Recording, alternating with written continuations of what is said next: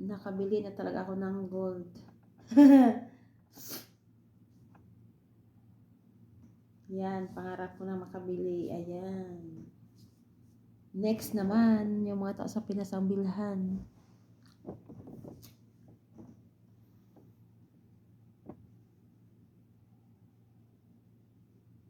Pero hindi ito sa akin. Regalo ko lang to.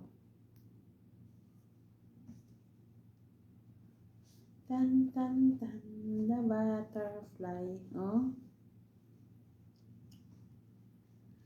Maganda siya. Kaya lang ayaw ko magsuot ng hikaw. May hikaw din to.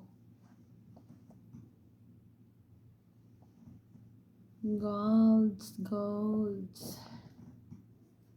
May isa pa akong bracelet. Maliit kasi ito yung binigay sa amo ko dati. Sa amo ko sa Kuwait. Ito naman is,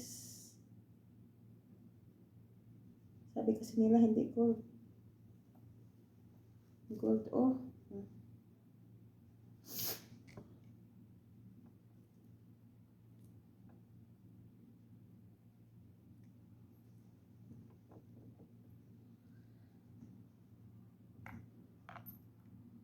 Sarap to i-business sa Pinas.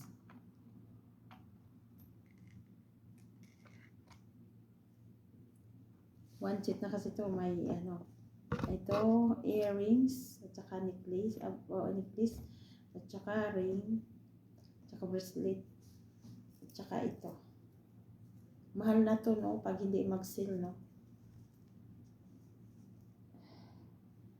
Dito ko nalagay, 2 box. Dito to. Natapon yung takip nito. Ayan.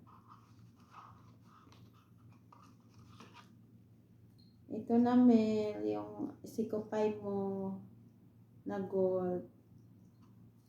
Bigat.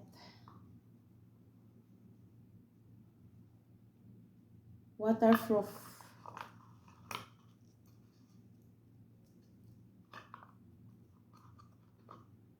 Sabi ni ano, hindi daw gold. Gold, sabi lang niya hindi gold. Magbili ako yung para sa akin. Baka sa ano, sa pangalawang Eid ba? Aray ko. Sa Eid ba kasi last na Eid na pauwi ako ng Pinas.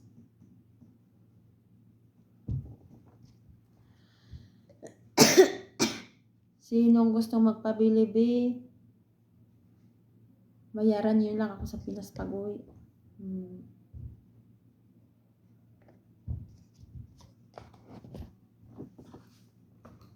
Mabigat siya.